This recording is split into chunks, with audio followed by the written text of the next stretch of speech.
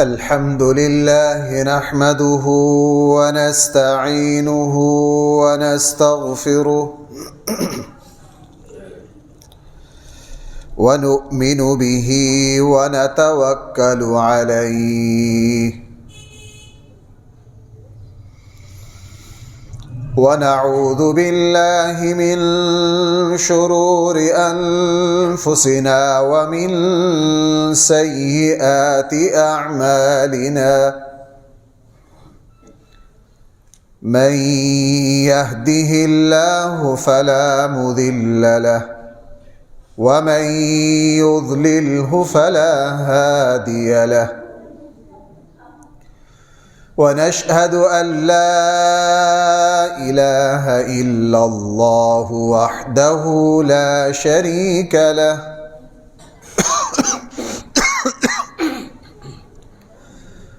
ونشهد أن سيدنا وسندنا ومولانا محمدا عبده ورسوله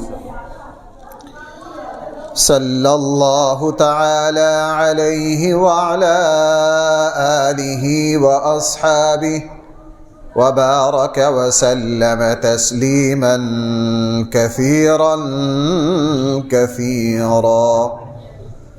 أما بعد فأعوذ بالله من الشيطان الرجيم. بسم الله الرحمن الرحيم.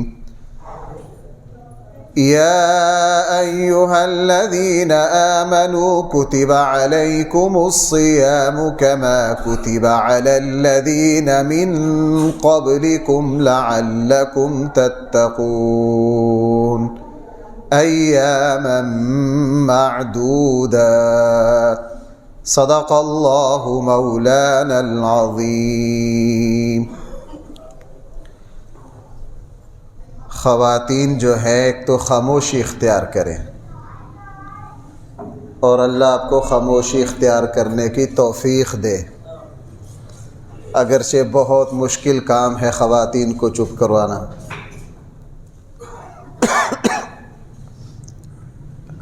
دوسرا خواتین سے گزارش یہ ہے کہ جمعہ کے لیے جو مسجد کے اوپر والا حال ہے، جو مدرسے کے اوپر والا حال ہے، گیلری کے دروازے سے ساری خواتین ادھر چلی جائیں. ساری خواتین جو ہیں وہ مدرسے کے اوپر جو حال ہے، گیلری کا دروازہ کھول دیا گیا ہے، ساری خواتین ادھر منتقل ہو جائیں. آئندہ سے عید تک ترتیب یہ ہے کہ تراویح یہیں پڑھ لیجئے، چونکہ بعض خواتین کا بہت شدت سے احتجاج ہے کہ جی ہمارے لیے یہ دروازہ کھولا جائے. اب اللہ کی اس مخلوق کو کون سمجھائے کہ شرعی تقاضے کے مطابق ادھر والا حال بہتر ہے، پردہ بھی ہے، آواز بھی ہے، پردے میں رہتی ہے، رستہ بھی ایک نہیں رہتا، لیکن اصرار ہے، ضد ہے کہ نہیں جی ہم نے اسی جگہ تراویح پڑھنی ہے. دونوں دروازے اکٹھے ہیں، مرد اور عورت مخلوط ہیں. اگر میں چپ رہوں وہ ایک شرعی بات ہے، مجھے تو بھائی شرعی بات کرنی ہے. اب جمعے کے بعد عورتیں بھی نہیں کر رہی ہیں، مرد بھی نہیں کر رہی ہیں. مجھے کوئی پوچھے مجھ صاحب جائز ہے، میں کہتا ہوں جائز نہیں ہے، ناجائز اور حرام ہے. بھائی غلط تو نہیں کہہ رہا؟ ناجائز اور حرام ہے. مرد اور اختلاط کی اسلام میں کوئی گنجائش نہیں. آواز نیچے آتی ہے وہ بھی جائز نہیں ہے، لیکن عورتیں بضد ہیں جی ہم نے یہی پڑھنی ہے، کیوں ہمارے 10 قدم زیادہ نہ لگ جائیں. قبیلہ بنو طلحہ کا پتہ چلا رسول اللہ صلی اللہ علیہ وسلم کو کہ مسجد کے قریب آنا چاہتے ہیں. حضور نے فرمایا نہ، تم دور رہو، تمہارے ہر قدم پر تمہیں نیکی ملے گی. تمہیں ہر قدم پر کیا ملے گی؟ نیکی ملے گی. لیکن اگر اصرار ہے تو تراویح یہاں پڑھ لیا کریں، اور جمعے کی نماز جو ہے، عید کی نماز جو ہے، وہ جو مدرسے کے اوپر حال ہے آپ وہاں پڑھ لیا کریں. ہم آپ کو ہرا تو نہیں سکتے. اب بیویوں کو کون ہرائے بھائی؟ گھر سے نکلنا ہے، کون ہرائے ان کو؟ ان کی ماننے میں ہی خیر ہے. نہیں مانیں گے تو بھائی تو پھر کام خراب ہو جائے گا. سب سے زیادہ ووٹ میرے ٹوٹنے ہیں. سب سے زیادہ نقصان میرا، تو ان کی ماننے میں ہی خیر ہے۔ تراویح آپ یہاں پڑھ لیا کریں، اور جمعہ اور جو عید کی نماز ہے وہ عورتیں جو ہے وہ مدرسے کے جو اوپر والا حال ہے وہیں پڑھ لیا کریں، یہاں خواتین پوری نہیں آتی۔ اور پھر بھی میں ڈر کے معافی چاہتا ہوں جی، بندوں سے ہم اتنا نہیں ڈرتے جتنا بیویوں سے ڈرتے ہیں۔ بہرحال بسم اللہ الرحمن الرحیم۔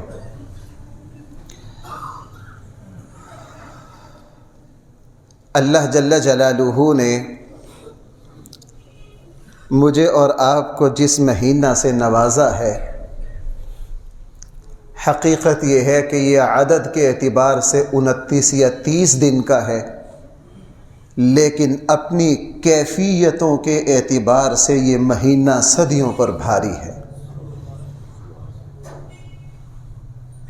مقدار میں یہ 29 یا 30 دن ہیں، لیکن اس مہینے میں اللہ کی جتنا فضل، رحمتیں، برکتیں، شرافتیں، عزتیں اللہ اس مہینہ میں دیتے ہیں، اس کا جو معیار ہے، میں نے عرض کیا صدیوں کے دامن میں وہ برکتیں نہیں ہیں جو اللہ نے رمضان کے دامن میں رکھی ہیں۔ مجھے اور آپ کو اس امت کی جو عمر رکھی ہے وہ تو 62-63 سال ہے۔ یہ 62-63 سال والی جو امت ہے، جس کی عمر اتنی ہے، یہ ان امتوں سے پہلے جنت میں جائے گی جن کی 2-2 سال عمریں ہیں، 200 سال عمریں ہیں۔ وجہ یہ ہے کہ اللہ تعالی نے مقدار اور معیار کا فرق رکھا ہے، ہمیں ایک ایک لمحہ اتنا کہ قیمتی دے دیا ہے کہ ہم اس لمحے کی قدر کر کے صدیوں والوں سے آگے نکل سکتے ہیں۔ وگرنہ رمضان کے لمحات پر غور کرتے ہیں، حیرت ہوتی ہے۔ رسول اللہ صلی اللہ علیہ وسلم نے فرمایا رمضان المبارک میں جو عمرہ کرے اس کو بھائی کس کا ثواب؟ حج کا۔ بھائی کیا عمرہ ہے، ثواب کس کا؟ حج کا۔ رسول اللہ صلی اللہ علیہ وسلم نے فرمایا رمضان میں عمرہ کرنا اس طرح ہے جس طرح میرے ساتھ۔ بھائی کس کی معیت میں حج اور عمرہ کرنا؟ نبی کریم صلی اللہ علیہ وسلم۔ یہ برکت کہاں سے آئی؟ ہمارے کہاں نصیب کہ ہم رسول اللہ صلی اللہ علیہ وسلم کے ساتھ حج اور عمرہ کریں؟ فرمایا نہ، تمہیں یہ اجر دے دیا جائے گا۔ اسی لیے 3 بڑی نعمتیں اللہ نے جب انسانوں کو ان سے نوازا تو اللہ تعالی نے رمضان ہی میں نوازا۔ قرآن دینے کی باری آئی تو رمضان کو منتخب کیا۔ رسول اللہ صلی اللہ علیہ وسلم کو رسالت سے نوازنے کی باری آئی تو حضور علیہ السلام کو رسالت بھی بھائی کس مہینے میں ملی ہے؟ رمضان میں۔ یوم فرقان پورے عربوں کو یہ سبق سکھانا، اس حقیقت کو کھولنے کی باری آئی کہ اللہ تعالی کس قوت کے پیچھے ہے، بیت اللہ کے مجاوروں کے پیچھے ہے یا مدینہ کی ہستی کے پیچھے ہے۔ اللہ تعالی نے رمضان ہی کا انتخاب کیا۔ بھائی غزوہ بدر کس مہینے میں ہوا؟ فتح مکہ، جس کو ام القریٰ کہا جاتا ہے، جس کو بھائی کیا کہا جاتا ہے؟ ساری بستیوں کی ماں، امام الموحدین، حضرت ابراہیم خلیل اللہ علیہ السلام کا مرکز۔ اللہ تعالی نے جب دوبارہ اس مرکز کے لیے فیصلہ کیا کہ یہ اسلام کے پاس ہوگا، اللہ تعالیٰ نے مکہ جو فتح فرمایا بھائی وہ بھی کس مہینے میں ہوا؟ یہ انتخاب کیوں کیا؟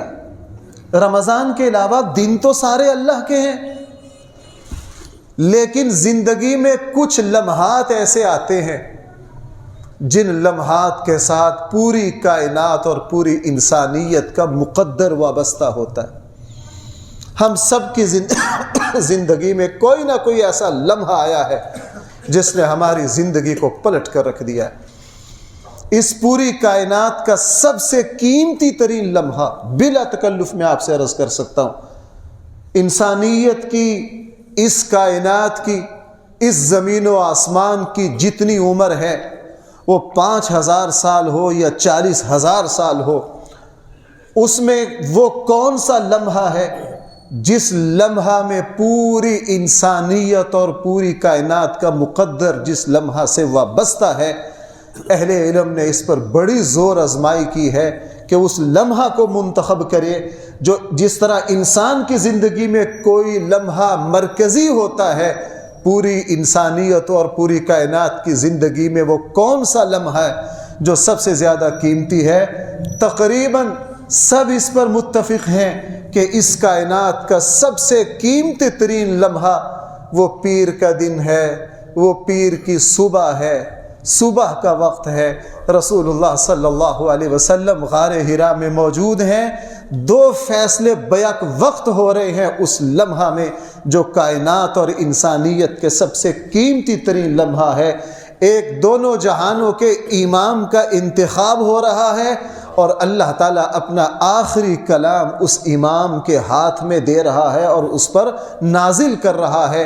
یہ وہ قیمتی لمحہ ہے جو رمضان میں ہے، جو پیر کا دن ہے، جو صبح کا وقت ہے۔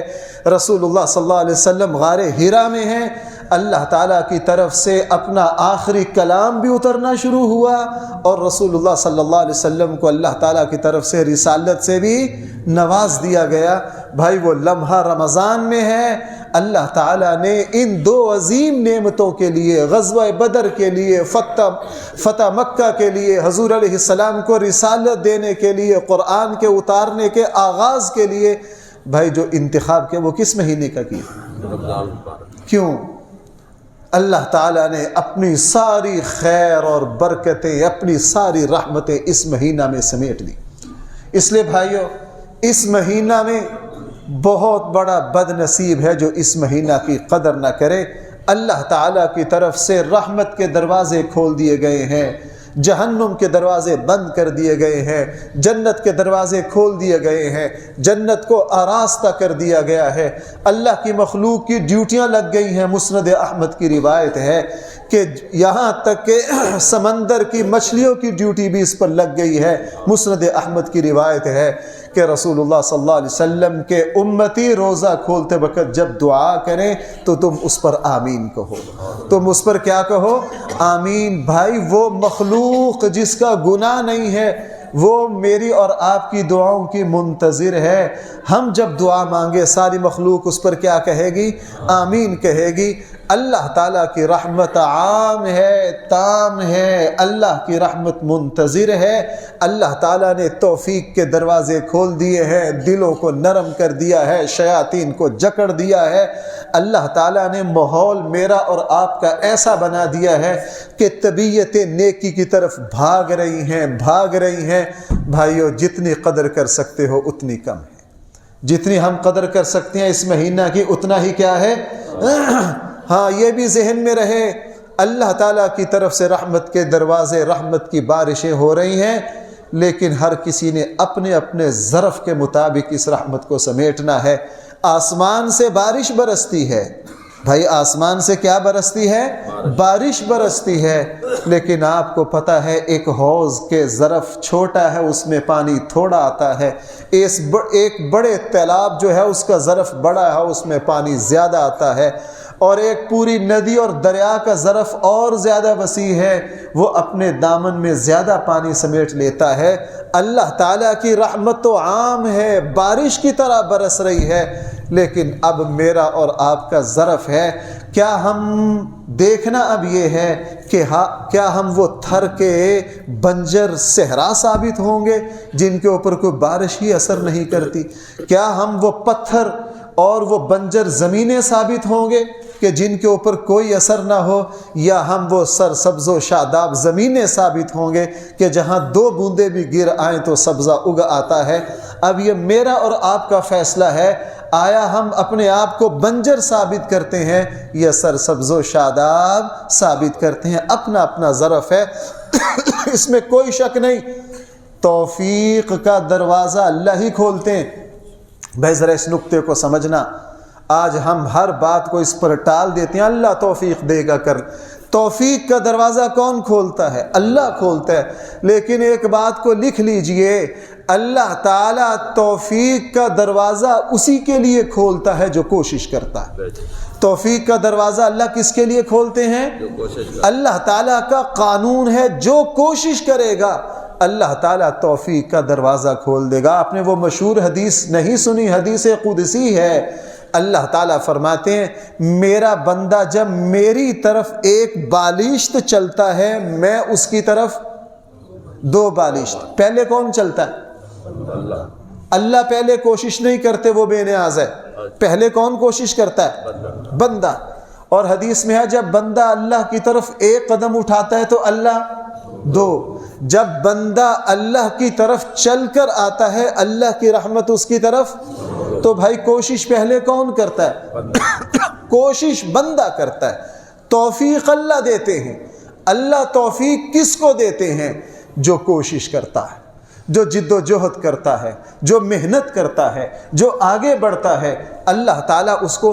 تراویح میں میرے ساتھ بھی ایسا ہوتا ہے، آپ بھی ہوتا ہو، آپ کے ساتھ بھی ہوتا ہوگا۔ تراویح شروع کی، شروع میں طبیعت نہیں چلتی، اور یار یہ کیا ہو گیا، آج 2 تراویح میں تھک گیا، ابھی 4 ہی ہوئی ہیں، آج کیا ہو گئے۔ تھوڑا سا اپنے آپ کو مجبور کر کے کھڑا رہا، اور 6 7ویں تراویح پر جا کر اللہ نے طبیعت کو چلا دیا، شرح صدر ہو گیا۔ اب مزے سے ہم تو کہہ رہے تھے 4 پر تھک جائیں گے، 20 پڑھنے پر بھی نہیں تھکے۔ بھائی ایسا ہوتا ہے کہ نہیں؟ قرآن کی تلاوت شروع کی، شروع میں طبیعت نہیں چلتی، زبردستی 5 6 آیتیں پڑھی، تھوڑی سی طبیعت چل پڑی، چلو یار 15 ہو گئی، اور دیکھتے دیکھتے پورا پارا پڑھ لیا۔ بھائی یہ کیا، شروع میں تو 5 آیتیں نہیں پڑھی جا رہی تھی، اب پورا پارا پڑھ لیا۔ اللہ کا قانون فطرت پیچھے کھڑا ہے۔ میرے بندو، کوشش کا آغاز تم نے کرنا ہے، توفیق کا دروازہ میں نے کھولنا ہے۔ ہاں، کوشش تم نے کرنی ہے۔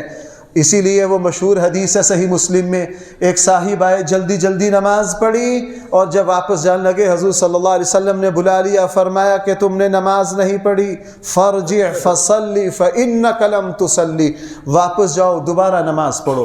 اور اللہ کے نبی نے اور کوئی بات مزید وہ صحابی پھر گئے، پھر جا کے جلدی پڑھ کے آ گئے۔ اللہ کے نبی نے پھر روک لیا، فرمایا فرجع، واپس جا، فصلی، نماز دوبارہ پڑھ، فإنک لم تصلی، یقیناً تو نے نماز، حالانکہ بھائی وہ نماز نہیں پڑھ رہے، اللہ کے نبی نے نماز نہیں۔ 3 مرتبہ اس نے پوچھا اللہ کے نبی میں کیا غلطی کر رہا ہوں؟ اب حضور نے پورا طریقہ سمجھایا۔ علماء نے فرمایا کہ اللہ کے نبی تو بہت شفیق ہیں، پہلی ہی غلطی پر پہلی ہی مرتبہ کیوں نہیں بتا دیا؟ فرمایا کہ پہلی مرتبہ اللہ کے نبی نے اس لیے نہیں بتایا کہ اس صحابی نے صحیح نماز کا طریقہ سیکھنے کی کوشش نہیں کی، اور جب 3 مرتبہ کہا اللہ کے نبی کیا غلطی ہے، اب طلب کا اظہار کیا، اللہ کے نبی نے پورا طریقہ سمجھا دی۔ تو بھائی رمضان میں اللہ کی رحمت عام ہے، اللہ نے توفیق کے دروازے کھول دیے ہیں، لیکن فرد کے اعتبار سے انفرادی طور پر رمضان کی برکتیں اسے ہی ملے گی جو کیا کرے گا، کوشش کرے گا۔ اللہ نے توفیق کو جوڑ دیا ہے کس کے ساتھ؟ مشہور واقعہ ہے حضرت سلمان فارسی رضی اللہ عنہ، جو رسول اکرم صلی اللہ علیہ وسلم کے صحابہ میں سب سے بڑی عمر کے ہیں، اور شاید حق کو پانے کے لیے کسی نے اتنی کوشش نہ کی ہو۔ لمبا واقعہ ہے میرا، تو صرف اس میں سے ایک نکتہ آپ کی خدمت میں عرض کرنا ہے۔ اور پتہ چلا ایک عالم کی خدمت میں گئے، پوری لمبا عرصہ اس عالم کی خدمت کی، آخری وقت آ گیا، اس عالم سے پہلے آتش پرست تھے، آتش پرستی سے سمجھ گئے کہ یہ صحیح دین نہیں ہے، اپنے والد سے بغاوت کی، ایک بڑے عالم کے پاس چلے گئے، اس عالم نے اپنے پاس رکھا، جب انتقال ہونے لگا اس نے کہا آخری نبی آنے والے ہیں، میری زندگی میں نہیں آئے، کسی اور کے پاس چلے جاؤ۔ اس نے دوسرے عالم کا بتایا، اس نے تیسرے کا بتایا، ان علماء کے قدموں میں بیٹھے رہے، آخری نبی آئے تو میں کیا کروں؟ ان کے ہاتھ پر بیعت کروں۔ یہاں تک کہ اس تیسرے عالم کا بھی جب انتقال ہوا، اس نے کہا روئے زمین پر اب سچے دین کا کوئی ترجمان نہیں رہا، اب میں کیا کروں؟ میں تو خاندان چھوڑ آیا، میں نے تو 10-15 سال پچھلے عالم کی خدمت کی ہے، اس کے بعد 10 سال اگلے کی ہے، اس کے بعد 10 سال اگلے کی ہے، مجھے تو حق تک پہنچنا ہے۔ آپ کہہ رہے ہو میرے علاوہ کوئی عالم ہی روئے زمین پر دین حق کا ترجمان نہیں ہے، تو میں کہاں جاؤں؟ انہوں نے کہا تم ایسے کرو، آخری نبی مکہ میں آئیں گے، تم مکہ چلے جاؤ۔ اب اس زمانے میں اتنا لمبا سفر، کہاں فارس، کہاں ایران، کہاں مکہ معظمہ، اکیلے پیدل سفر نہیں ہو سکتا۔ ایک قافلے والے کا ترلا کیا، قافلے والوں نے دیکھا کہ خالی ہے، کچھ نہیں ہے، اس کو نہ رکھا، کہا مجھے اپنا نوکر ہی بنا لو، رستے میں تمہارے جانوروں کو چارہ ڈالوں گا، تمہاری خدمت کروں گا، نوکر سمجھ کے لے جاؤ۔ اور بھائی کسی نے حق کو پانے کی ایسی کوشش کی ہے؟ نوکر، انہوں نے کہا چلو ٹھیک ہے، مفت کا کہ غلام اور نوکر مل گیا، پورا رستہ کام کرواتے گئے۔ بدبختوں نے مکہ تک کام لیا، خدمت لی، مکہ میں جا کے بیچ دیا کہ ہمارا غلام ہے۔ مکہ میں جا کے بیچ دیا، کیا ہے؟ ہمارا غلام ہے۔ مکہ میں بک گئے، اب مکہ میں غلامی، لیکن پہنچنا کہاں ہے؟ کوشش کس کی کر رہے ہیں بھائی؟ بولو، کوشش کس کی کر رہی ہے؟ حق کو پانے کی۔ اور مدینہ کا ایک شخص حج پر آیا، اس نے دیکھا بڑی ہمت والا ہے، یہ غلام کام بڑا کرتا ہے، اس یہودی نے مکہ سے خرید لیا، مدینہ پہنچ گئے، مدینہ جا کے خدمت کر رہے ہیں، غلامی کی زندگی گزار رہے ہیں، گزارتے پتہ نہیں 100 سال ہو گئے یا کتنا عرصہ ہو گیا۔ میں جب اس واقعے کو پڑھتا ہوں، سچی بات یہ کہ دانتوں کو پسینہ آ جاتا ہے کہ ہماری طلب کہاں اور ان ہستیوں کی طلب کہاں ہے۔ اور کھجور پر کام کر اوپر چڑھ کے پھل توڑ رہے ہیں، نیچے یہودی آقا بیٹھا ہے، ایک مہمان آیا، دونوں باتیں کرنے لگ گئے۔ وہ جو بندہ آیا ہے حضرت سلمان فارسی کے آقا کو ملنے، کھجور کے نیچے بیٹھ کے کہہ رہا تجھے پتہ چلا مدینہ میں کیا ہو رہا ہے؟ اس نے کہا کیا ہو رہا ہے؟ کہنے لگے مدینہ میں ایک شخص آیا ہے مکہ سے ہجرت کر کے، وہ کہہ رہا ہے میں اللہ کا آخری نبی ہوں۔ اتنی بات سننے دے، پیچھے کوشش کتنی ہے؟ 1 صدی، پتہ نہیں کتنا عرصہ کی کوشش ہے۔ سلمان فارسی جذبات کو قابو نہ رکھ سکے، اوپر سے چھلانگ لگا دی، کہا کیا کہہ رہے ہو؟ غلام آقا نے ایک مارا تھپڑ، اس نے کہا تو کون ہوتا ہے سرداروں میں بولنے والا؟ تو غلام ہو کے تیری کیا اوقات ہے؟ تو ملازم ہو کے ہمارے مالکوں کے درمیان بولتا ہے، جاؤ اپنا پھل توڑو جا کے۔ سلمان فارسی پھر اوپر چڑھ گئے، پھل توڑتے رہے، شام کو ڈیوٹی پوری کی، بھاگے کہاں آئے؟ مدینہ آئے، رسول اللہ صلی اللہ علیہ وسلم کو دیکھا۔ بھائی اس ہستی کو دیکھنے کے لیے کتنی کوشش کی ہے؟ تصور کر سکتے ہیں؟ ہم کہتے ہیں جناب میری ملازمت ہے، میں روزہ کیسے رکھوں؟ میں نے فلاں کام کرنا ہے، میں روزہ کیسے رکھوں؟ کل قیامت میں ہم جیسے تو حضرت سلمان فارسی سے نظریں نہیں ملا سکتے، ہم تو ان لوگوں کے جوتوں میں بیٹھنے کے اہل نہیں ہیں۔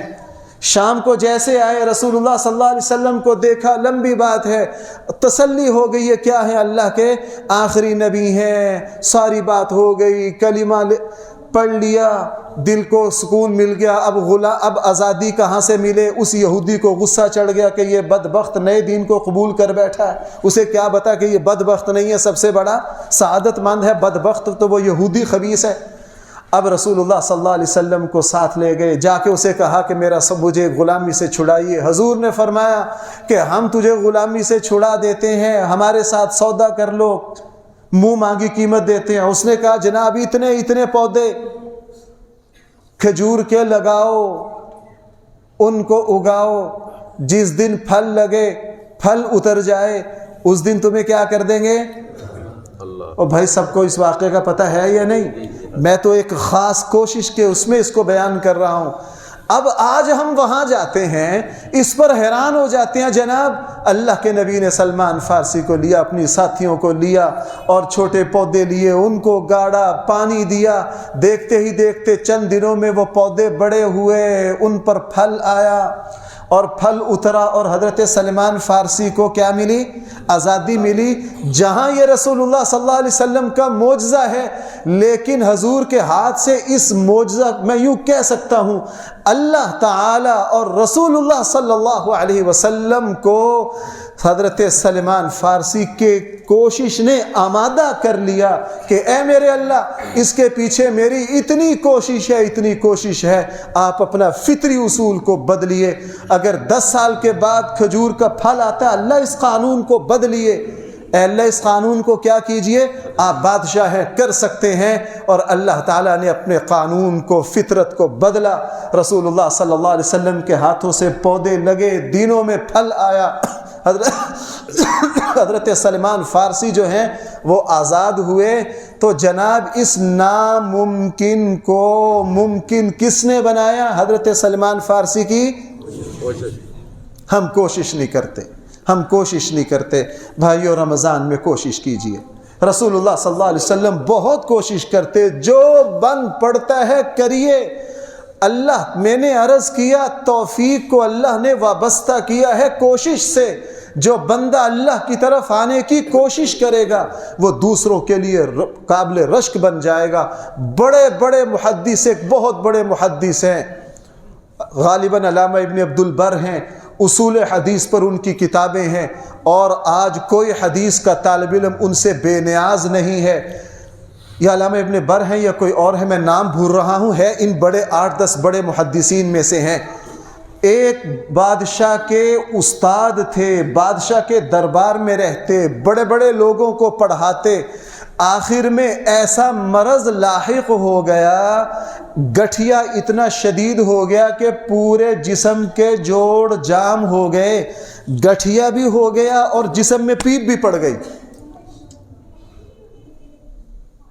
گٹھیا بھی ہو گیا جسم میں. اب یہ بادشاہوں کا، وزیروں کا استاد، جس سے بڑا عالم پورے ملک میں نہیں ہے، اپاہج ہو کے گھر میں رہ گیا. اب مایوسی نے جب گھیرا تو اللہ تعالیٰ نے ایک دن دل پر یہ بات ڈالی، اے میرے بندے، جو کوشش کرتا ہے میں اس کو ناکامیوں کی طرف جانے نہیں دیتا. فوراً خیال آیا میرا کام کوشش کرنا ہے، میرا جسم جام ہو گیا ہے، میرے سارے جوڑ رک گئے ہیں اور میرے جسم میں پیپ پڑ گئی ہے، میں کر کیا سکتا ہوں؟ خیال آیا کوئی بات نہیں، میرا ہاتھ تو تھوڑا تھوڑا ہلتا ہے نا، میں ہاتھ سے لکھ سکتا ہوں. اور کاغذ منگوایا، لکھنا شروع کیا. گٹھیا کا مریض، جسم میں ریشہ اور جسم کا جوڑ درد کر رہا ہے. لکھنا شروع کیا. 1 کتاب لکھی، 2 لکھی، 3 لکھی. علم حدیث پر گٹھیا کی حالت میں اس آخری زندگی میں ایسی کتابیں لکھ گئے. آج 800 سال ہو گئے، دنیا کی تمام یونیورسٹیوں میں اصول حدیث پر انہی کی کتابیں پڑھائی جا رہی. اللہ نے یہ دروازہ کہاں سے کھولا؟ کوشش سے. کیا کی؟ کوشش کی. اس لیے بھائیو، اللہ تعالی فضائل رمضان ہم میں سے ہر کسی کو آتے ہیں، ہم پڑھتے ہیں. ہمارے یہاں اس وقت علماء، ہمارے میڈیا پر، اخبارات میں تمام احادیث آپ کے علم میں ہیں. میں آج سوچ رہا تھا کہ کیا کہوں، یہ فضیلت بھی آتی ہے، ہر کسی کو آتی ہے. اب کیا کہوں؟ میں نے اللہ سے دعا مانگی، ہے اللہ کوئی ایسی بات دل میں ڈال جو میرے لیے بھی مفید ہو اور میری بات سننے والوں کے لیے بھی مفید ہو. ذہن میں یہ سوال آیا کہ جناب جب اللہ تعالیٰ کی رحمت اتنی عام ہے، پھر مسلمانوں کی محرومی کہاں سے آ گئی؟ تو اللہ تعالیٰ نے بھائیو توفیق کا دروازہ رکھا ہے کس شخص کے لیے؟ جو کوشش کرے گا. آپ کوشش جاری رکھیے، کوشش جاری رکھیے، تکلیفوں کے باوجود بھی کوشش جاری رکھیے. اللہ تعالیٰ کی رحمت. مجھے ایک صاحب آج کہہ رہے تھے مفتی صاحب غزہ والوں کے لیے دعا کریں. میں نے کہا بھائی میں تو ہر جمعے میں کرتا ہوں. کہنے لگا چلو اس مرتبہ میری بھی نیت کر لیجئے، میرا بھی ثواب ہو جائے گا. میں نے کہا بہت اچھا. آگے سے مجھے کہنے لگے مفتی صاحب ایک سوال آتا ہے دل میں، رحمت کا مہینہ ہے، بیت اللہ کے طواف ہو رہے ہیں، پوری دنیا میں دعا ہو رہی ہے. پوری دنیا میں کیا ہو رہی ہے؟ دعا ہو رہی ہے. دل زخمی ہے. غزہ کی صورتحال کا کیا بنے گا؟ میں نے کہا بھائی یہ معاملات ہمارے علم اور ہماری عقل سے اوپر کے ہیں، ہم ان کو حل نہیں کر سکتے. ہاں ایک حدیث سنا دیتا ہوں، 2-3 باتیں ذہن میں رکھیے. ایک تو تکلیفیں اور آزمائشیں اہل حق کا زیور ہیں، انبیاء کو ذبح کیا گیا، انہی بغیرت یہودیوں نے کیا۔ میں نے کہا جناب یہی یہودی پہلے نبیوں کو قتل کر رہے تھے، اب کس کو قتل کر رہے ہیں؟ تو نبیوں کی صف میں کون کھڑے ہیں؟ اہل غزہ، اور انہی خبیثوں کی صف میں کون کھڑے ہیں؟ یہودی۔ اللہ تعالیٰ نے نبیوں کی صف میں کھڑا ہونے کے لیے غزہ والوں کو چنا، یہ اللہ کا انتخاب ہے۔ اور ابن ماجہ کی روایت ہے، بھائیو ہم اتنے پانی میں نہیں ہیں، لیکن جو احباب دکھی ہو، پریشان ہو، اس حدیث کو ہر وقت یاد رکھ۔ ہم میں سے ہر کسی کو کسی نہ کسی پریشانی کا سامنا۔ سنن ابن ماجہ حدیث کی جو بڑی 6 کتابیں ہیں ان میں سے چھٹی کتاب کیا ہے؟ ابن ماجہ۔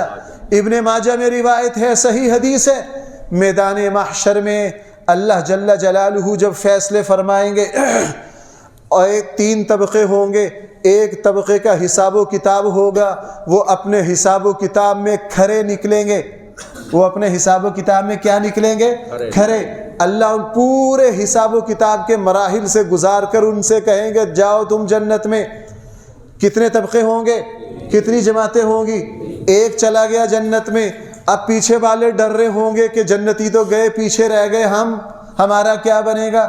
پھر دوسرے طبقے کا حساب و کتاب ہوگا، وہ سارے کھوٹے سکے نکلیں گے، ان کے لیے فیصلہ کر دیا جائے گا کس کا؟ جہنم کا۔ وہ کہاں چلے جائیں گے؟ جہنم میں۔ اب پیچھے بچ جائے گی ایک جماعت، وہ جماعت کانپے گی کہ ہمارا کیا بنے گا؟ جنتی جنت میں جا چکے، دوزخی کہاں؟ ہمارا کیا بنے گا؟ وہ کہیں گے اے میرے اللہ ہمارا بھی حساب لیجیے، ہم پریشان ہیں کہ آیا ہم ان میں سے ہیں یا ہم ان میں سے ہیں۔ اس تیسری جماعت سے اللہ تعالیٰ کہیں گے تمہارا کوئی حساب و کتاب نہیں، تمہارا حساب و کتاب دنیا میں لیا جا چکا، تمہارا حساب و کتاب دنیا میں۔ وہ کہیں گے اللہ وہ کیسے؟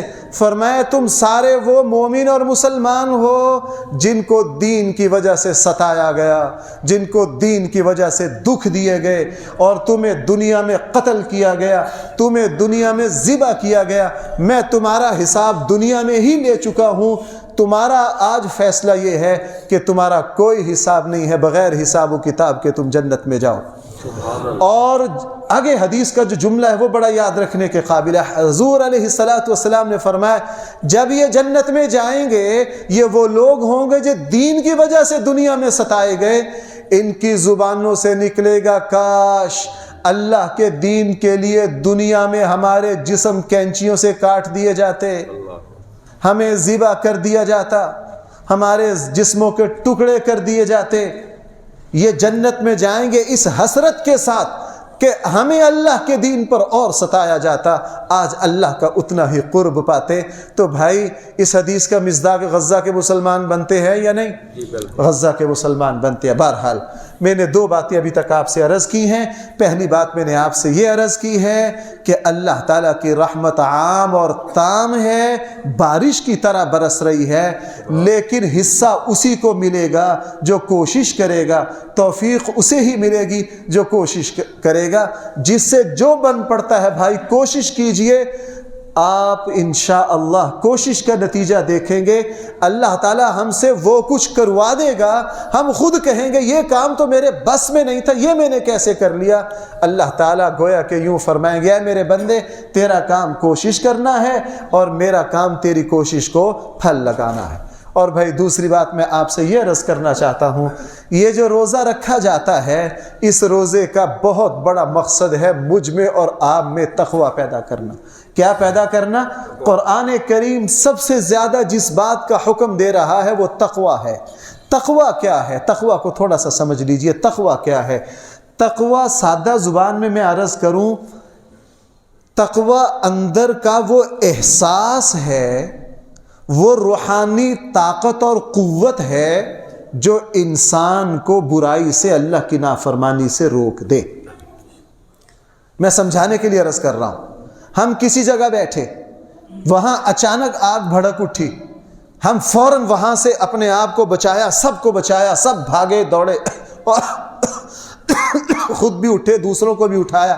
بھائی ایسا کرتے ہیں کہ نہیں؟ اس کو کہیں گے دنیا کا تقوی۔ اس کو کیا کہیں گے؟ دنیا کا تقوی۔ بیماری ہے، گلا خراب ہے، افطاری کے وقت ٹھنڈا مشروب آپ کے سامنے آ گیا، آپ نے کہا یہ میرے لیے مفید نہیں ہے، میرے گلے کو نقصان دے گا، اس کو کہیں گے صحت کا تقویٰ۔ اس کو بھائی کیا کہیں گے؟ صحت کا تقویٰ۔ دین کے اعتبار سے آپ بینک سے پیسے لینے گئے، وہاں سے آپ کو حساب و کتاب دیا گیا، آپ کا بھائی اس مرتبہ نفع بھی ہے، آپ نے کہا جناب میرا تو کرنٹ اکاؤنٹ ہے، میرا تو فلاں ہے، اس میں نفع کہاں سے آ گیا؟ پتہ چلا سود ہے۔ آپ کا مزاج میں اسی وقت غصہ آ گیا کہ یہ تو گندا مال ہے۔ یہ ہے دین کا تقویٰ۔ یہ کیا ہے؟ دین کا تقویٰ۔ افضل ترین عبادت جو ہے وہ دین کا تقویٰ ہے۔ قرآن ویسے نہیں کہہ رہا ان اللہ یحب المتقین، اللہ پرہیزگاروں سے محبت کرتا ہے۔ ان اکرمکم عند اللہ اتقاکم، سب سے زیادہ معزز متقی ہیں۔ قرآن ویسے نہیں کہہ رہا میں ہے سب کے لیے ہدایت ہوں، لیکن میری برکتوں سے جھولیاں جو بھریں گے وہ ھدی للمتقین، وہ اللہ سے ڈرنے والے ہوں گے۔ قرآن ویسے نہیں کہہ رہا کتب علیکم الصیام، تم پر روزہ کیوں فرض کیا گیا ہے؟ لعلکم تتقون۔ قرآن نے ایک جگہ تو عجیب بات کہہ دی، قرآن نے فرمایا وَلَوْ أَنَّ أَهْلَ الْقُرَىٰ آمَنُوا وَاتَّقَوْا لَفَتَحْنَا عَلَيْهِمْ بَرَكَاتٍ مِّنَ السَّمَاءِ وَالْأَرْضِ۔ اگر زمین والے، شہر والے، اہل القرى ایمان لے آتے، واتقوا، تقوی اختیار کرتے، آپ کو پتہ ہے ان کو کیا ملتا؟ لَفَتَحْنَا عَلَيْهِمْ بَرَكَاتٍ مِّنَ السَّمَاءِ وَالْأَرْضِ، ہم زمین و آسمان کی برکتوں کے دروازے ان پر کھول دیتے۔ زمین و آسمان کی برکتوں کے موتا مالک میں ہے، حضرت عائشہ رضی اللہ عنہا نے فرمایا لوگو میں تمہیں افضل ترین عبادت بتاؤں، تم نماز روزہ کو افضل ترین سمجھتے ہو، حالانکہ سب سے افضل ترین عبادت جو ہے وہ تقویٰ ہے۔ سب سے افضل، قرآن کا ہر اہم جگہ قربانی کے بارے میں فرمایا اللہ کو یہ تمہارا گوشت، یہ تمہاری قربانی نہیں پہنچتی، وَلَٰكِن يَنَالُهُ التَّقْوَىٰ مِنْكُمْ، اللہ تک تمہارے دل کا کیا پہنچتا ہے؟ تقویٰ۔ ایک صحابی نے کہا اللہ کے نبی تقویٰ کہاں ہوتا ہے؟ رسول اللہ صلی اللہ علیہ وسلم نے اس کے سینے پر ہاتھ مارا، ہاں ہونا، تقویٰ یہاں ہے، تقویٰ یہاں ہے۔ روزے کا سب سے بڑا مقصد دین کے اعتبار سے یہ شعور پیدا کرنا ہے کہ میں نے اور آپ نے اللہ کی نافرمانی کو چھوڑنا ہے۔ اگر ہم روزہ رکھ کر نافرمانی کو، گناہ کو چھوڑنے کی کوشش کر رہے ہیں تو بھائی پھر میرا اور آپ کا رمضان اور روزہ صحیح رخ پر جا رہا ہے۔ اگر ہم روزہ بھی رکھے ہوئے ہیں جناب، گناہ بھی اسی طرح چل رہے ہیں، نافرمانی بھی اسی طرح چل رہی ہے جناب، کوئی بات نہیں ہے۔ اس لیے روزہ کس لیے میرے اور آپ پر فرض کیا گیا؟ تاکہ ہم کیا بنیں؟ متقی بنیں۔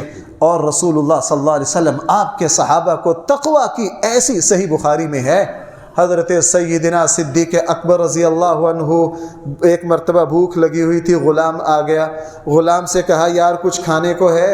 اس نے کہا جی دودھ ہے میرے پاس۔ کہا لاؤ یار، دودھ پی لیا۔ جب دودھ پی چکے تو غلام سے پوچھا یہ لائے کہاں سے تھے؟ اس نے کہا زمانہ جاہلیت میں نے منتر پڑھ کے شرکیہ کلمات کہہ کے ایک دم کیا تھا، اس کی اجرت مجھے آج وصول ہوئی ہے۔ وہ بھی کوئی بخیل ہوں گے، 6 مہینے بعد دیے ہوں گے، اس کی جو اجرت ہے وہ آج وصول ہوئی ہے، چونکہ وہ کہانت کے کلمات تھے، شرکیہ کلمات تھے۔ حضرت یہ ہے تقویٰ، یہ ہے، اس لیے امام بخاری نے اس پر تقویٰ، اس حدیث پر تقویٰ کا باب قائم کیا۔ حضرت ابو بکر رضی اللہ عنہ اتنے پریشان ہوئے، اپنی انگلی اپنے حلق میں ماری اور فرمایا یہ تو مال حرام ہے۔ اس وقت تک سکون نہ آیا جب تک اس حرام کے دودھ کو قح نہ کر دیا۔ یہ ہے دین کا تقویٰ۔ بھائی یہ کیا ہے دین کا؟ حضرت عمر رضی اللہ عنہ کو دودھ پلایا گیا اور فرمایا کہ اس کا ذائقہ ٹھیک نہیں ہے، سب نے کہا اس کا ذائقہ ٹھیک ہے۔ بھائی ہم تو زبان کے ذائقوں کے آشنا ہے نا، جب ایمان ترقی کر جاتا ہے پھر اللہ روحانی ذائقے بھی نصیب کر دیتا ہے، اللہ تعالیٰ روحانی ذائقے بھی نصیب کر دیتا ہے۔ پھر نماز کا بھی ذائقہ ہے، قرآن کا بھی ذائقہ ہے۔ اللہ تعالیٰ ہم سب کو ان روحانی لذتوں سے آشنا کرے۔ حضرت مولانا فضل الرحمن گنج مراد آبادی، آج سے کوئی 200-250 سال پہلے بہت اللہ والے بزرگ، بڑے عجیب حالات تھے ان کے۔ ایک مرتبہ نماز پڑھ کے جب سلام پھیرا تو آنکھوں سے آب دیدہ تھے۔ ایک خادم نے پوچھا حضرت کیا ہوا؟ کہنے لگے مولوی صاحب تجھے کیا بتاؤں، جب میں سجدہ کرتا ہوں نا تو سجدہ میں اتنی لذت آتی ہے، اتنی لذت آتی ہے مجھے، سجدہ میں جا کے مجھے یوں لگتا ہے جیسے اللہ تعالیٰ مجھ سے پیار کر رہے ہیں۔ اللہ تعالیٰ مجھ سے کیا کر رہے ہیں؟ اس لیے ہم اب حضرت عمر رضی اللہ عنہ کو دودھ پلایا گیا، فرمایا اس کا ذائقہ ٹھیک نہیں، سب نے کہا نہ اس کا ذائقہ ٹھیک ہے، کہنے لگے نہیں اس کا ذائقہ ٹھیک نہیں، یہ تحقیق کرو یہ دودھ کہاں سے ہے۔ پتہ چلا کہ صدقے کے جو اونٹنیاں ہیں ان کا دودھ نکال کر حضرت عمر کو دے دیا گیا، اور صدقہ ان کے لیے کہا۔ میں تبھی کہہ رہا تھا اس کا ذائقہ ٹھیک نہیں ہے، فوراً اپنے حلق میں انگلی ماری، اور جب تک اس دودھ کو نکال نہ دیا اس وقت تک سکون نہ آیا۔ یہ ہے دین کا تقوی، یہ بھائی کیا ہے؟ دین کا تقوی ہے۔ اس لیے روزے کا مقصد بھائی کیا ہے؟ تاکہ ہم سب میں کیا پیدا ہو؟ تقوی پیدا ہو۔ بھائی پیچھے جگہ ختم ہو گئی ہے، جو احباب یہاں بیٹھے ہیں مدرسہ سارا خالی ہے، مدرسے کے حال خالی ہیں، سارے صفے بچھا دیے گئے، کم سے کم پیچھے رستہ چھوڑ دیجئے، جو احباب آئیں تھوڑا سا آگے ہو جائیں، صفے میں ہم ٹھیک کر لیں گے، پیچھے دوست کھڑے ان کو جگہ نہیں مل رہی، ابھی وقت کافی ہے، پیچھے والی صفے توڑ دیجئے، آگے آگے ہو جائیے تاکہ پیچھے آنے والوں کو جگہ مل جائے۔ اور بھائی تیسری بات میں آپ سے یہ عرض کرنا چاہتا ہوں، اس رمضان میں اشارتاً میں کہہ چکا ہوں، جذباتی بات ہے بھائیو، اس پورے رمضان میں غزہ کے مسلمانوں کے لیے اللہ سے بہت کچھ مانگو۔ سچ بات یہ ہے، اگر میں آپ کو اپنی بات بتاؤں نا، میں اب تک غزہ کی کوئی ویڈیو نہیں دیکھ سکا۔ یہ احساس ہوتا ہے کہ ہم تمہاری نظروں کا سامنا کیا کریں، ہم تو تمہاری ویڈیو دیکھنے کے بھی اہل نہیں ہیں۔ غزہ کے مسلمانوں کے لیے دعا مانگو۔ ایک بات میں آپ سے عرض کروں، میں نے ربیع الاول میں اس بات کو بہت عرض کیا ہے، اگر ہم اپنے باپ سے محبت کرتے ہیں نا، اپنے ماں باپ سے، جو واقعتاً اپنے ماں باپ کا فرما بردار ہو، وہ اپنے بھائی کو دکھ میں نہیں دیکھ سکتا، وہ اپنے بھائی کو دکھ میں، اس کی توجہ اس طرف جائے گی، میرا بھائی بیمار ہے، آج اگر میری ماں ہوتی تو بے چین ہو جاتی، اگر آج میرے والد ہوتے تو کیا ہو جاتے؟ بے چین ہو جاتے۔ رسول اکرم صلی اللہ علیہ وسلم کا سب سے بڑا حق یہ ہے کہ ہم حضور کی امت پر جب کوئی مشکل وقت دیکھیں تو بے قرار ہو جائیں۔ اگر ہم اس پہلو کو مد نظر رکھیں، آج ہم میں سے ہر کوئی عاشق رسول ہونے کا دعویٰ کرتا، سب کے دلوں میں محبت ہے، لیکن آپ یہ صورتحال اگر اللہ کے نبی کے سامنے آتی بھائیوں، جو ہستی بدر کے قیدیوں کو دیکھ کر بے قرار ہو جائے، تو بھائی غزہ کی صورتحال سے وہ ہستی کتنی دل گرفتہ ہوگی۔ تو بھائیوں، آپ رمضان میں غزہ کے مسلمانوں کے لیے دعا مانگیں گے؟ اللہ سے خوب دعائیں مانگیے، اللہ کی، ہم بے بس ہیں۔ میں اس بات کو سمجھتا ہوں کہ صرف یہ مسئلہ دعاؤں سے حل ہونے والا نہیں ہے، لیکن بے بسی میں کرے کیا؟ بے بسی میں سمجھتا ہوں کہ اس مسئلے کا حل جہاد میں ہے، عالم اسلام کی غیرت میں ہے، لیکن وہ ہمارے بس میں نہیں۔ بھائی ہم دعا تو کر سکتے ہیں، پورے رمضان ہماری کوئی دعا ایسی نہ ہو جس میں ہم کشمیر کے مسلمانوں کے لیے، غزہ کے مسلمانوں کے لیے اللہ سے دعا نہ مانگے۔ اور بھائی آخر میں 2 مسئلے بھی ذرا سن لیجئے، اس رمضان میں وہ پوچھے بھی جاتے ہیں، اور میں ہر رمضان میں ان کی وضاحت کرتا ہوں، لیکن پھر بھی بھائی پتہ نہیں آپ لوگ کیوں پوچھتے ہیں، یہ سمجھ نہیں آتی۔ پہلا مسئلہ یہ ہے کہ جو مسلمان کسی مجبوری کی وجہ سے روزہ نہیں رکھ سکتے، لوگ پوچھتے ہیں جی میں بیمار ہوں، میری فلاں مجبوری ہے، میں کسی کو روزہ رکھوا دوں؟ بھائی اکثر کیا کہتے ہیں؟ بھائی بولنا ذرا ایسے کرتے ہیں کہ نہیں؟ روزہ رکھوا دوں؟ بھائی جس کو روزہ رکھواؤ گے اس کا اپنا کدھر ہے؟ بھائی جس کو آپ روزہ رکھواؤ گے اس کا اپنا کدھر ہے؟ یہ جو جمعہ ہے، ہم ایک دوسرے کو کہہ سکتے ہیں یار آج ذرا میری دکان پہ رش ہے تو میرا بھی جمعہ پڑھائیں؟ بھائی ہو سکتا ہے؟ بدنی عبادت ایک کی جگہ دوسرا ادا۔ کہتے ہیں جی میں فلاں کو روزہ رکھوا دوں۔ کل ایک خاتون کا فون آ گیا، عمر میں بڑی تھی، اب ماں کی جگہ میں کچھ کہہ بھی نہیں سکتا، وہ 3 منٹ میرے ساتھ، جی کسی کو رکھوانے میں کیا حرج ہے؟ اور میں نے کہا خالہ جی پھر جمعہ اس مرتبہ آپ جمعہ نہ پڑھنے آنا، کسی اور کو بھیج دینا، نمازوں کے لیے بھی ایک ملازم رکھ لو۔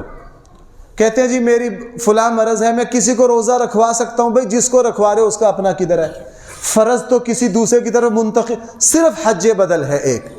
اسلام میں صرف ایک استثناء ہے، جو مسلمان حج نہ کر سکے کسی شرعی مجبوری کی وجہ سے، وہ اپنی جگہ کسی اور کو حج پہ بھیج سکتا ہے۔ اور حج صرف بدنی عبادت نہیں ہے، حج ساتھ ساتھ مالی بھائی ٹیکنیکل بات سمجھ گئے؟ وہ دونوں ہیں، بدنی بھی ہے مالی بھی ہے۔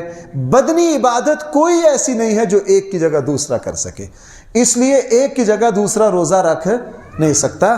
قرآن دوسرے پارے میں قرآن نے خود فیصلہ کر دیا، فَعِدَّةٌ مِّنْ أَيَّامٍ أُخَرَ، جو مسلمان فَمَنْ كَانَ مِنْكُمْ مَرِيضًا، جو مریض ہو، او عَلَى سَفَرٍ، یا وہ مسافر ہو، فَعِدَّةٌ مِّنْ أَيَّامٍ أُخَرَ، وہ دوسرے دنوں میں قضا کرے۔ بھائی وہ کیا کرے؟ قضا کرے۔ جو مسلمان شرعی مجبوری سے روزہ نہیں رکھ سکتا، صرف خواتین کو ایام میں روزے معاف ہیں، اس کے علاوہ کسی کو معاف نہیں ہے۔ جو مریض ہو، مسافر ہو، وہ اپنی جگہ کسی اور کو روزہ رکھوا نہیں سکتا، بلکہ اس نے کیا کرنا ہے؟ اس نے سال کے دوسرے دنوں میں ان کی قضا کرنی ہے۔ ہاں، جو مسلمان اتنا بوڑھا یا مریض ہے کہ سال کے دوسرے دنوں میں قضا بھی نہیں کر سکتا اور اب صحت کی بحالی کی امید بھی نہیں ہے، اس مسلمان کے لیے ہے کہ وہ فی روزہ 2 کلو گندم کسی مستحق کو دے دے۔ بھائی میری بات سمجھ گئے؟ یہ اس مسلمان کے لیے ہے۔ اور بھائی دوسرا مسئلہ مجھے یہ بات عرض کرنا ہے کہ بھائی سحری اور افطاری میں وقت کو مد نظر رکھو۔ کس کو مد نظر رکھو؟ اذان کو مد نظر نہ رکھو، وقت پر۔ اذان کا مطلب یہ ہے کہ اس اذان کو مد نظر رکھنا ہے جو کس پہ ہو رہی ہے؟ وقت پہ ہو رہی ہے۔ مثلا اگر آج افطاری جو سحری ختم ہو رہی ہے 4:50 پر، جناب 50 ہی پہ کیا کرنا ہے؟ لوگ وہ حدیث پیش کرتے ہیں کہ جی رسول اللہ، صحیح حدیث ہے، رسول اللہ صلی اللہ علیہ وسلم نے فرمایا جب مؤذن اذان دے تمہارے ہاتھ میں جو کچھ ہو اس کو کھا لو، تمہارے ہاتھ میں جو کچھ ہو اس کو کھا لو۔ یہ صحیح حدیث ہے۔ اور لیکن محدثین کی اگلی وضاحت بھی پڑھ لو۔ حضور کے زمانے میں 2 اذانیں تھیں۔ کتنی اذانیں تھیں؟ 2۔ پہلی اذان بلال حبشی دیتے تھے، وہ تہجد کی اذان تھی، اس کا تعلق اس اذان سے ہے۔ بعض صحابہ اکرام اس پہلی اذان پر ہی کیا کر دیتے کھانا؟ ان کو کہا گیا نہ، پہلی اذان جو ہے وہ وقت کے اندر ہو رہی ہے۔ ہمارے ہاں بہت سے دوست بھائی آج کل تہجد کی اذان دے دیتے ہیں کہ نہیں، وہ اذان مراد ہے۔ تہجد کی اذان کوئی دے رہا، آپ کھانا کھا رہے ہو تو آپ کھانا روکو نہیں، کھانا کھاتے رہو۔ جب فجر کی اذان ہوگی اس کے بعد ہرگز کھانے کی اجازت نہیں ہے۔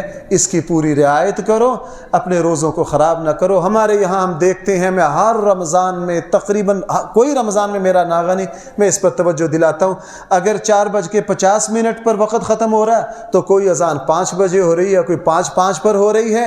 ایک پڑھے لکھے صاحب کے بارے میں مجھے پتہ چلا کہ ماشاءاللہ وہ سحری کے ختم ہونے کے 15 منٹ 20 منٹ بعد تک کھانا کھاتے رہتے ہیں، کیوں یہ اذان ہو رہی ہے؟ میں کہا جناب کرتے رہو، ہم کیا کر سکتے ہیں۔ اللہ تعالی ہم سب کو صحیح فہم عطا فرمائے۔ وآخر دعوانا الحمدللہ۔